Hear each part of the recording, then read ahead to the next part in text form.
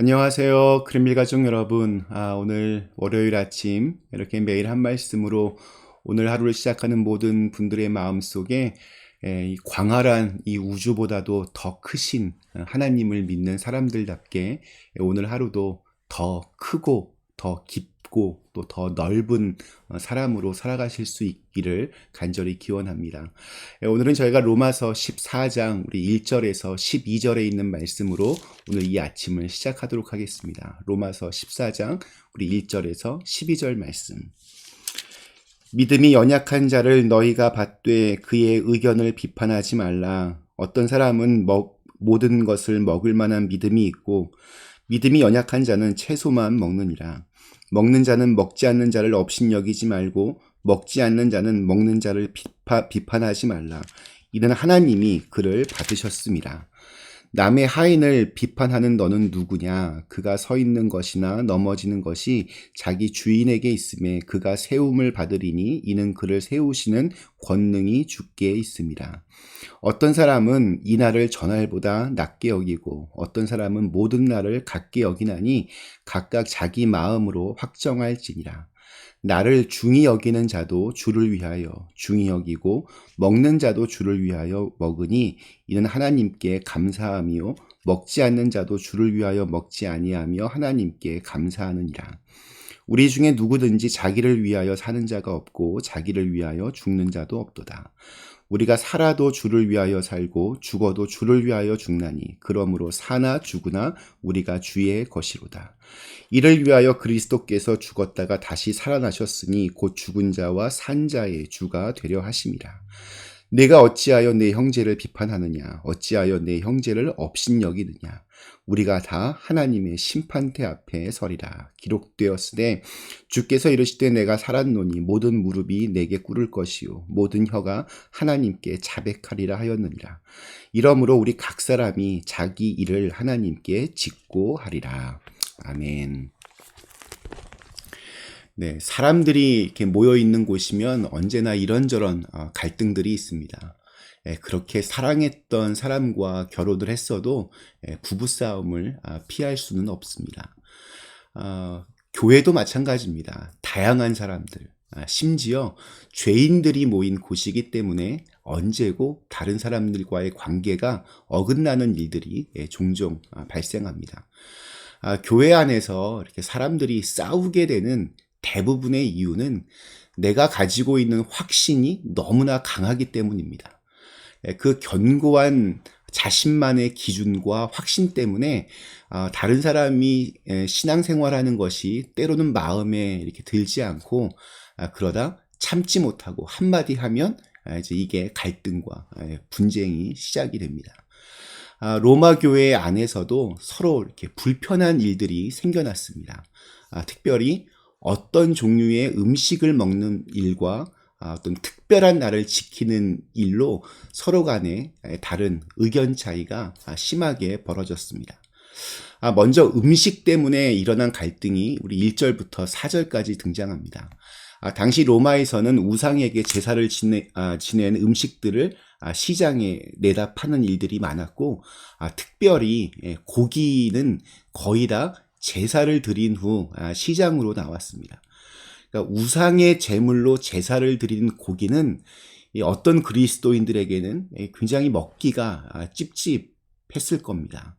우리나라 사람들도 이렇게 제사 음식 이렇게 또 교회 다니는 사람들이 먹을 때 뭔가 이렇게 찜찜한 마음이 드는 것 아마 비슷한 마음이었을 겁니다. 또한 율법에는 정결한 음식과 부정한 음식이 이렇게 구분이 되어서 유대인들은 부정한 음식으로 분류된 것들은 절대로 먹지를 않습니다. 예를 들어서 소는 먹을 수 있지만 돼지는 먹을 수 없습니다.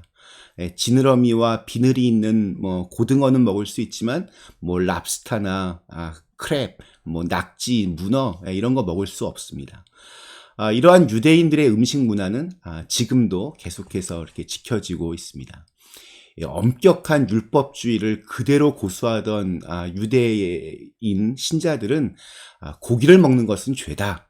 경건하게 살려면 우상의 제물이었던 고기를 먹지 말고 채소만 먹어야 된다 이렇게 주장을 하면서 제사 음식이었던 고기를 먹는 그런 이방인 신자들, 헬라파 신자들을 노골적으로 비판했습니다. 반면에 율법에 대해서 좀 자유로웠던 이 이방인 신자들, 이 로마의 신자들은 예수를 믿고 구원받은 우리는 자유인이다. 어떤 음식을 먹느냐를 가지고 그게 뭐 구속당할 이유가 없다. 오직 예수님을 믿음으로 천국에 가는데 무슨 음식을 먹느냐가 이게 뭐가 그렇게 중요하냐라고 이렇게 주장했습니다.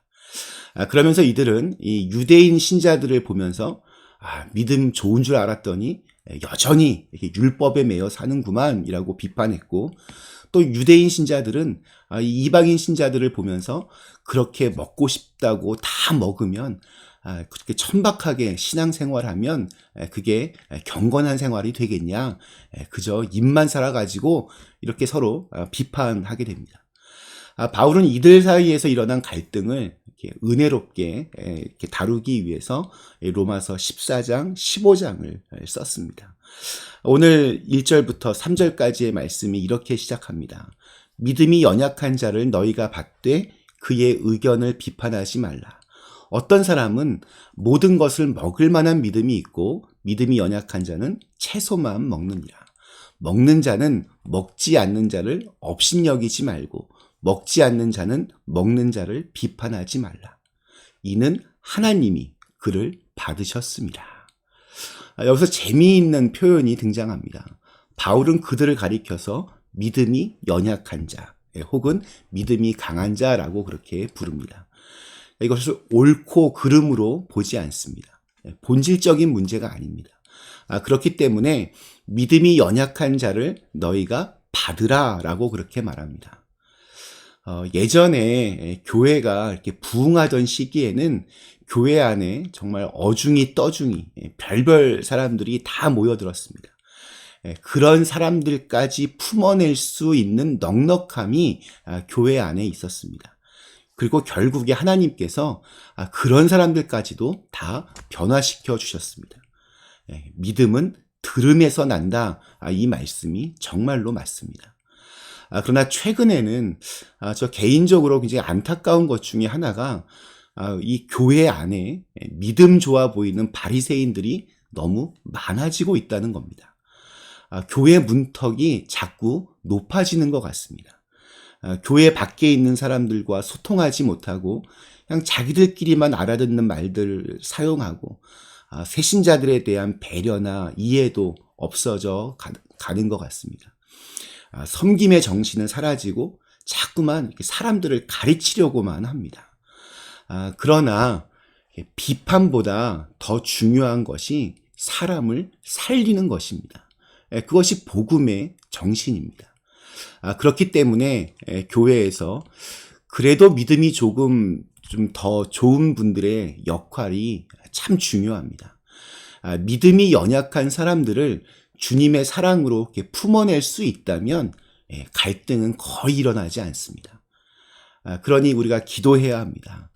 주님을 믿은 시간이 이렇게 많아질수록 내 마음의 크기도 더욱더 커지게 하여 주옵소서. 여러분 기도하시기 바랍니다. 로마 교회에 있던 두 번째 그 갈등의 불씨는 이 5절부터 9절까지에 나옵니다. 우리 5절 말씀, 어떤 사람은 이 날을 전날보다 낮게 여기고 어떤 사람은 모든 날을 같게 여기나니 각각 자기 마음으로 확정할지니라. 유대인들에게 중요한 날은 안식일입니다. 그리고 안식일은 토요일입니다. 그러나 기독교는 안식 후 첫날 썬데이, 주일이 중요합니다. 그날 예수님께서 부활하셨기 때문입니다. 그러니까 어느 날이 더 중요한가?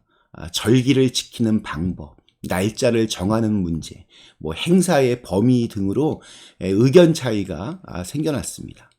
불편한 마음이 생기고 자기들의 입장에 따라서 서로를 비난하거나 또 자기 편으로 이렇게 끌어들이려고 합니다.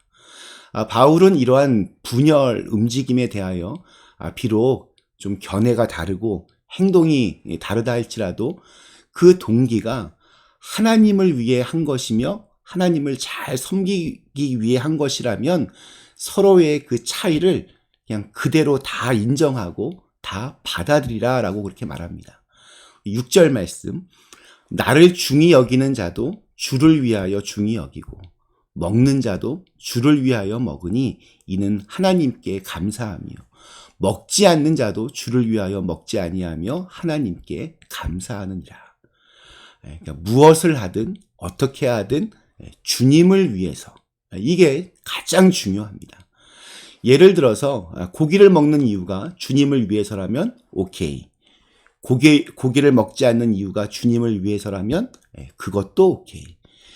정말로 주님을 위해서 그렇게 행동한 것이라면 서로를 바꾸려고 이렇게 시간 낭비하지 말고 그냥 있는 그대로 상대방을 받아들이라는 것입니다.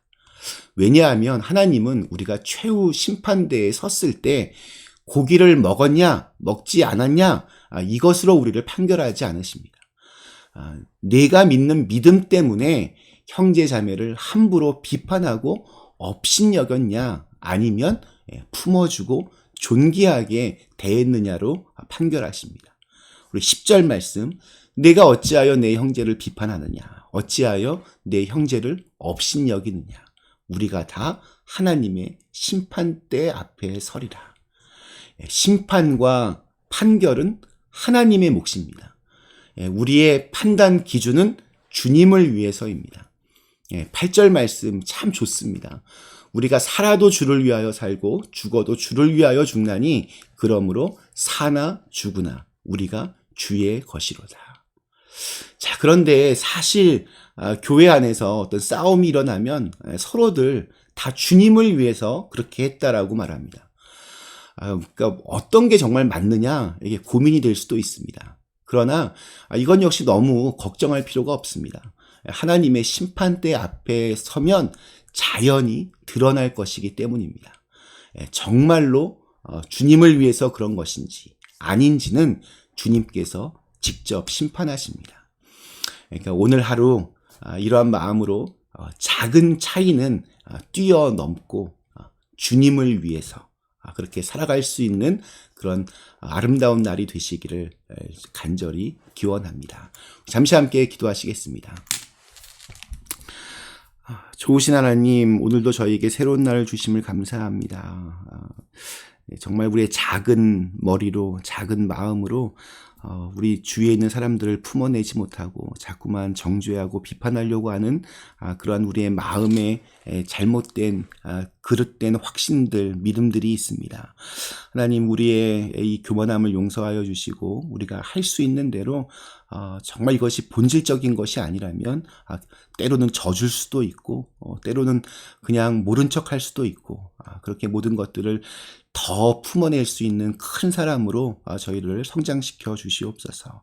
그렇게 작은 차이들은 뛰어넘어서 정말 주님을 위해서 내가 살고 주님을 위해서 죽을 수 있는 그러한 인생을 살아갈 수 있도록 인도하여 주시옵소서. 예수님의 이름으로 간절히 기도드리옵나이다. 아멘.